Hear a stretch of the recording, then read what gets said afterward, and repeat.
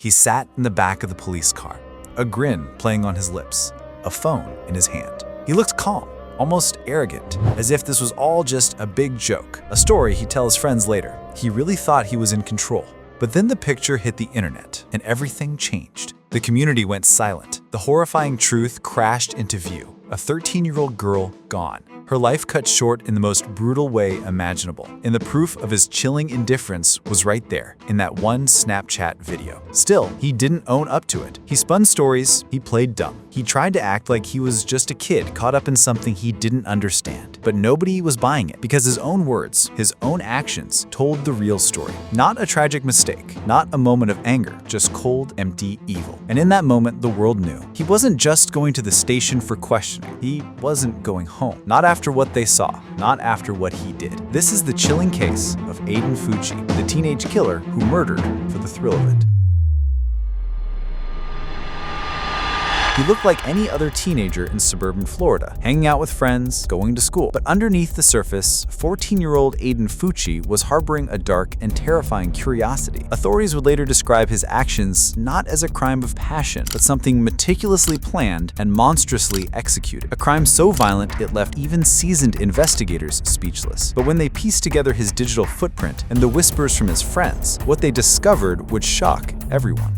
Tristyn, what's up, guys? Tristyn, if you fucking walk out the damn... When you see this in a month... What happened in those woods on Mother's Day? And why did he do it? Aiden Fucci seemed like a typical teen living in St. Johns County, Florida. He went to Patriot Oaks Academy, the same school as his victim, Tristyn Bailey. Tristyn was the opposite of the darkness that was growing in Aiden. She was a cheerleader, full of life, loved by her friends and family, a bright light in the community. She and Aiden were neighbors. They were schoolmates. On the night of May 8th, 2021, she thought she was just walking with a friend. But according to Aiden's own friends, his mind wasn't on friendship, it was on murder. And by the early hours of May 9th, that dark curiosity had reached its terrifying peak. Around 1 a.m., surveillance cameras in the neighborhood captured something that would become the first chapter of a nightmare. Aiden and Tristyn walking together into the darkness. Less than 2 hours later, the same camera captures another figure. And on that video, it shows Tristyn Bailey and Aiden Fucci walking together down the street on May 9th at around 1 in the morning. Now, nothing else is seen on this video until about 2 hours later, when Fucci is seen running back home alone. It's Aiden. He's alone. And he's running. When Tristyn's family woke up on Mother's Day to find her bed empty, a massive search began. The community rallied, desperate to find the missing girl. But hours later, their worst fears were realized. Her body was discovered in a wooded area, not far from Aiden's home. The scene was catastrophic. This wasn't just murder, it was butchery. Investigators found Tristyn had been stabbed 114 times. 49 of those wounds were to her hands, arms, and head. They were defensive wounds. She had fought for her life. The tip of the killer's knife had broken off, embedded in her skull. And that's where the questions began. Police brought Aiden Fucci in for questioning, and that's when he made the decision that exposed his chilling mindset to the world. Anything you say can be used against you in court. You have the right to talk to a lawyer for advice before we ask you any questions and to have him with you during questioning. If you cannot afford a lawyer, one will be appointed for you before any questioning if you wish. If you decide to answer questions without a lawyer present, you will still have the right to stop answering at any time. And you also have the right to stop answering at any time until you talk to a lawyer. Do you understand each of these rights if I've explained them to you? Yes, sir. Okay. With these rights in mind, do you wish to talk to us now? No, sir. Okay. All right. So you don't want to talk to us? I told y'all what happened. But I can't really tell y'all anymore because I don't really know what happened. No, if you don't, that's fine. You don't want to talk to us, you don't have to talk to us. Okay? He wasn't taking it seriously, but the police definitely were. Seriously. It's very serious.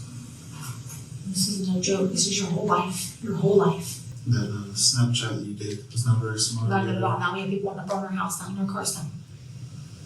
Because of that Snapchat thing you did. It's all over. You're all over the internet and everywhere. Social media. It's on social media. You'll probably come stay with me after we get done with this. Just for your well safe being.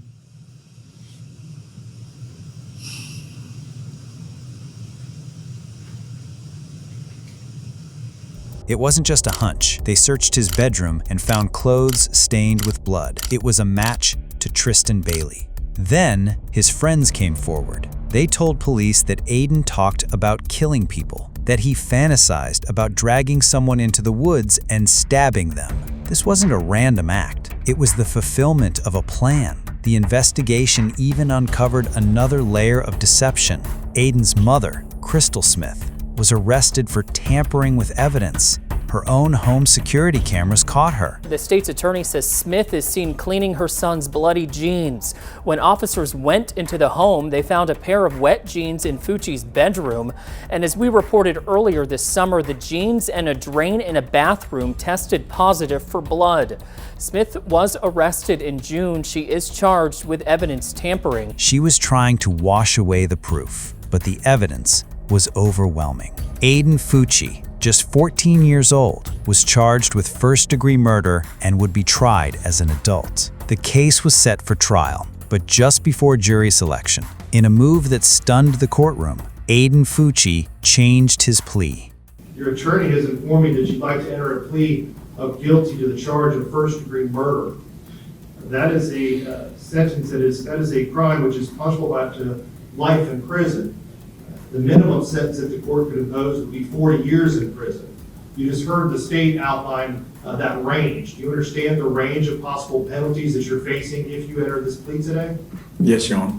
He finally admitted to the brutal killing. His trial would now become a sentencing hearing, a hearing to decide if he would spend 40 years or the rest of his life in prison. This is where the true, devastating human cost of his actions would be laid bare for the world to see. Tristyn's family, wearing her favorite color, aqua, faced him in court. Her sister, Alexis, brought 114 stones to represent every wound her little sister endured. This jar now holds 114 stones, one for each of the 114 stab wounds that my sister had to endure.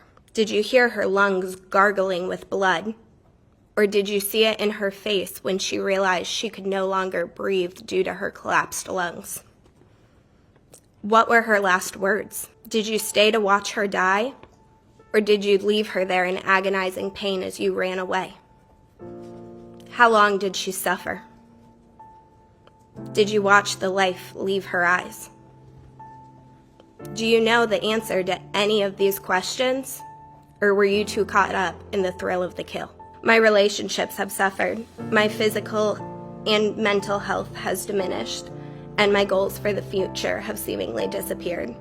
The only justifiable sentence in this case is a full life sentence. The pain was immeasurable. Tristyn's best friend spoke of a future that was stolen from them. We won't be able to go to dances together, we won't be able to be bridesmaids at each other's weddings, and we won't be there to experience having children together. Initially, it was a surreal feeling, and I could not believe she was no longer here. The person I needed to get through such a tragedy with was not here. I would think about texting her for comfort and remember I would never receive any words back from her. Aiden, you ruined so many lives. You took away my beautiful, joyful, loving friend. She is never coming back, and the pain you caused so many will last the rest of our lives. You still get to live, she doesn't. And finally, Tristyn's mother and father spoke directly to the court and directly to the boy who destroyed their world. I will never see her win Summit or Worlds. I will never have our special weekends away, just the two of us. She will not be able to graduate high school or college. And her father will never be able to walk her down the aisle at her wedding.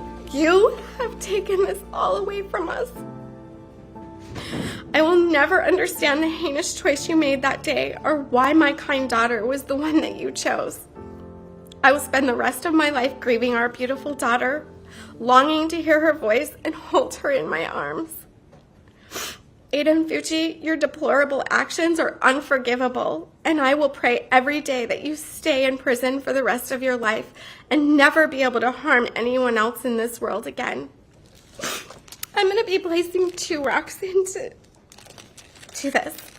This rock, this white stone, is for her sister, Sophia, who will never have the opportunity to be a big sister again, and you stole that from her. This last one is for me. And it represents everything that you have stolen from me. My words, my joy, my hope, my future, and my beautiful daughter. I want to be clear, saying that your insincere apology is not accepted. In no part did I sense any glimmer of any true remorse felt in your apology. Without question, I know that statement was for some self-serving purpose that you have. During all of the proceedings in which we've been present, including these past couple days, at no point in time have I seen anything from you that is any type of remorse. I loathe your very existence. And just like Tristyn's father, the judge saw no remorse either. On March 24th, 2023, the fate of Aiden Fucci was sealed. Having entered a plea of guilty to the crime of first-degree murder, I adjudicate you guilty of the premeditated first-degree murder of Tristyn Bailey.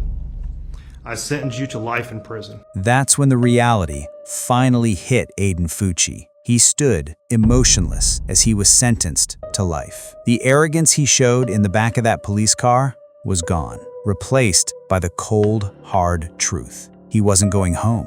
Justice may have been served, but there are no winners here. Just a family shattered by unimaginable loss, and a community left wondering how such a monster could hide in plain sight. You've seen the evidence. You've heard the story. Now, what do you think? Was this a troubled teenager who snapped? Or was this a calculated killer, driven by a horrifying desire to know what it felt like to take a life? Let us know your thoughts in the comments below. If you enjoyed watching this video, be sure to watch the next video on your screen. I'll see you there.